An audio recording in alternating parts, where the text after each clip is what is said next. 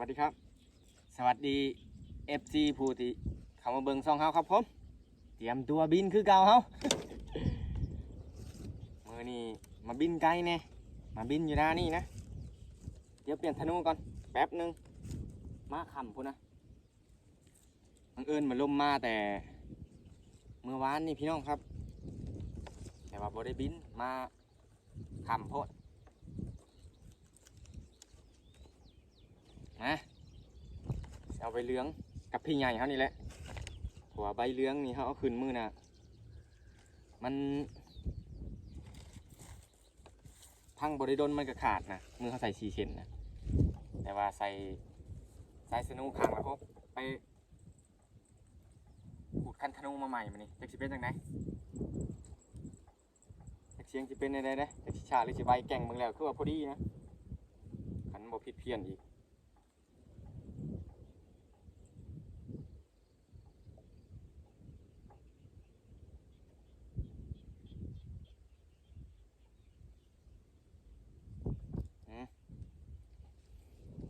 คันนี่น้อยลงหัวแมต30หน่อยหนึ่งเลยหรือว่าเป็นยังยับขึ้นชุ่งๆหน่อยหนึ่ง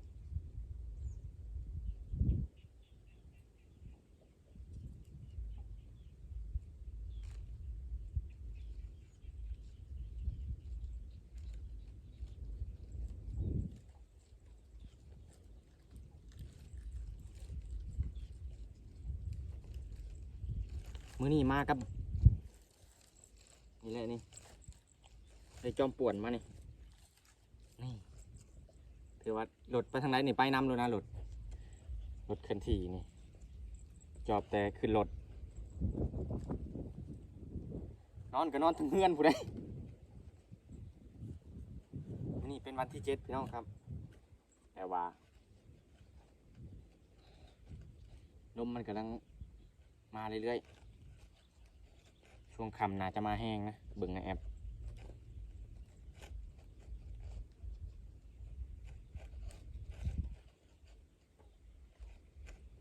มาที่นี่เห็นลำหนึ่งบินนะแต่ว่าเอาลงเลย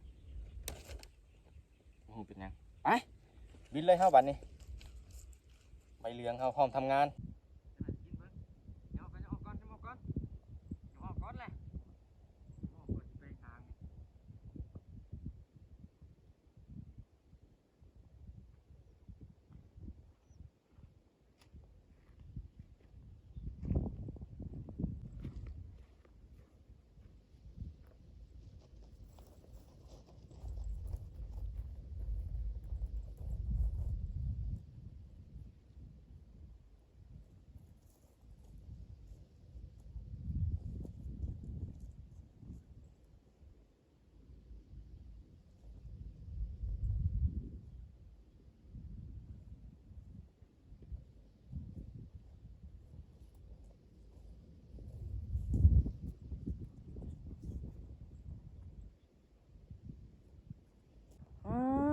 ขาดแล้วพี่น้อง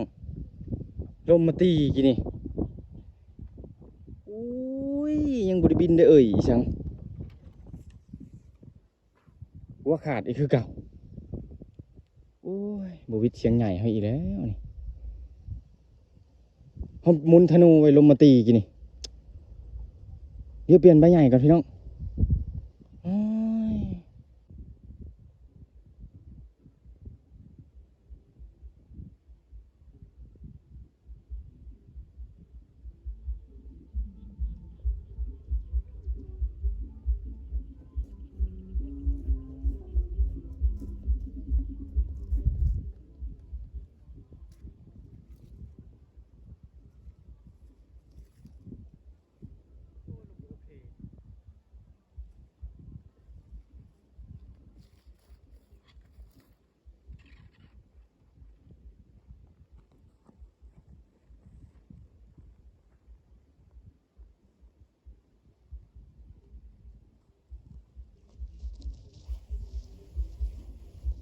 เรียบร้อยพี่น้อง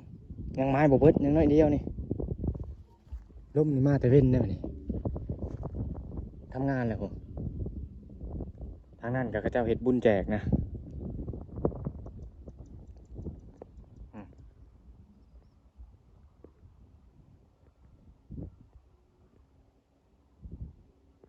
เริ่มดังแล้ว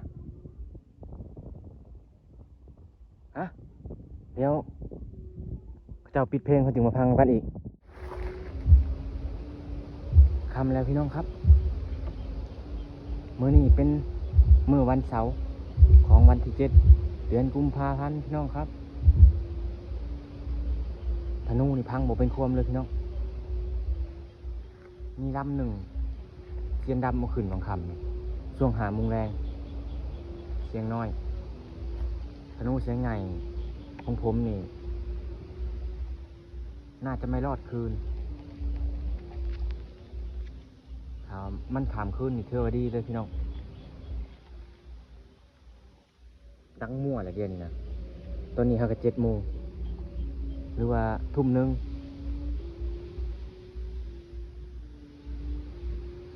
ธนูดังขับถั่วไปเลยแทนออกเสียงคือกาดลมนี่มาบาดได้นี่ป้ายไม้นี่จนตะกล่องเลย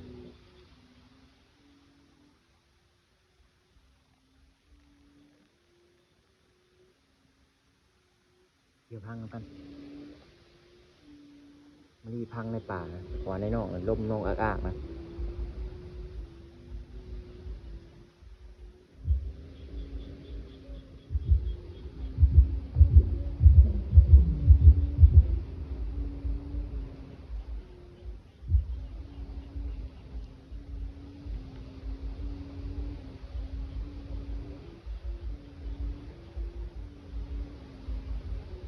ขนาดลมแห้งนั่นนี่เสียงมันสะท้อนมัน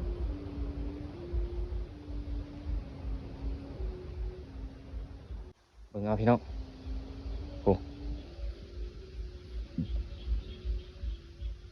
ลม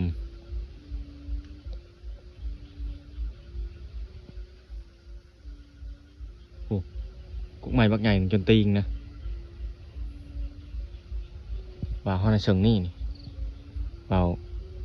ผู้ที่เอาขึ้นมาคำนี่นะบางคำนี่นะเชิงนี้โอ้เดี๋ยวไปเบิ่งทางตอนนาเสือกมาเนี่ยตอนนาเสือกเอาแต่ว่าเสือกเขานะเขาจะไปเบิ่งพอเขาผูกอยู่เทียงแล้วมันจะเขา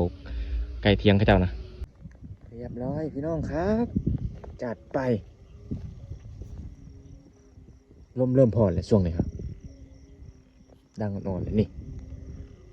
ว่าเทียงนี่เดี๋ยวเทียงเขาเจ้าเดี๋ยวปล่อยขึ้นอยู่ประมาณนี้เลยนี่เสียงน้อยกับเสียงใหญ่ฮะมันสิเป็นจังใดมือวันที่7นี่ลมมันสิโอเคบ่ดาวนี่เต็มผ้าเลยพี่น้องเอ้ย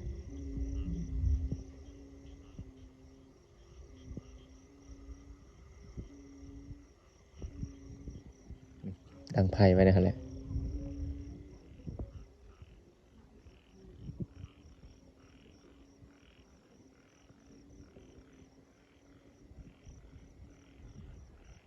ช่วงวังเว้นนะดังจะบ่เป็นควมเลยธนูนะแต่ลมพรเลยช่วงนี้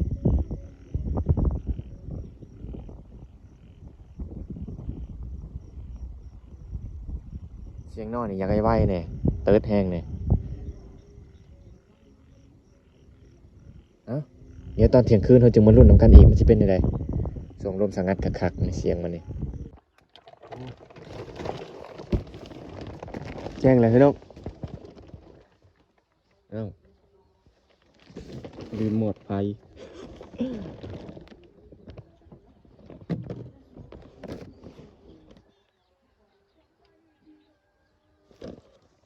ตัวนี้โบตกมันนี่โอ้ปล่อยขึ้นสูงตัวนี้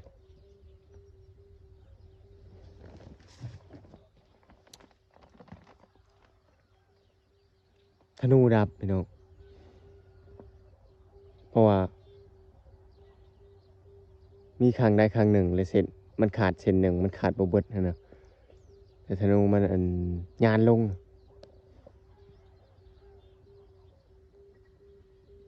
บรรยากาศมันดู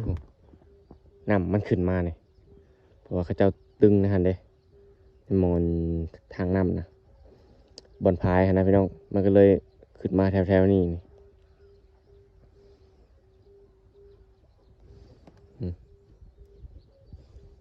ได้พังเลยตัวนี้ก็ได้พังอยู่นี่สายสโนว์มันขาดแล้วนี่ชิ้นใดชิ้นหนึ่งนี่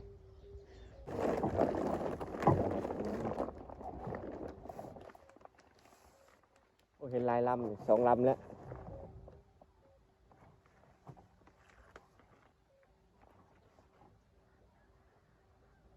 โอ้ขาดเลยบาดนี้มันขาดไปเลยเด็กเรื่องมันยังบริขาดเนี่ยมันก็ขาดแล้วปีวงบ่อง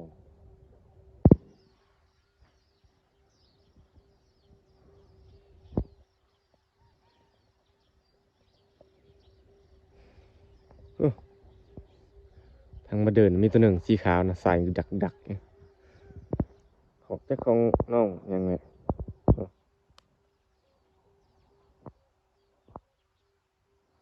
โอ้บ่สอดแจ้งถึกลมแหง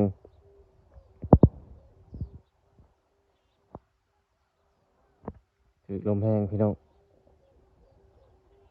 มื้อนี้เป็นมื้อที่8แต่ธนูอยู่ฮอต12 โมงเลยพอลมมันแห้งเรียรอนะเมื่อคืนเนี่ยลมกระโศกมาธนูรังจะบอกเป็นควมเลยส่งหัวคำนะ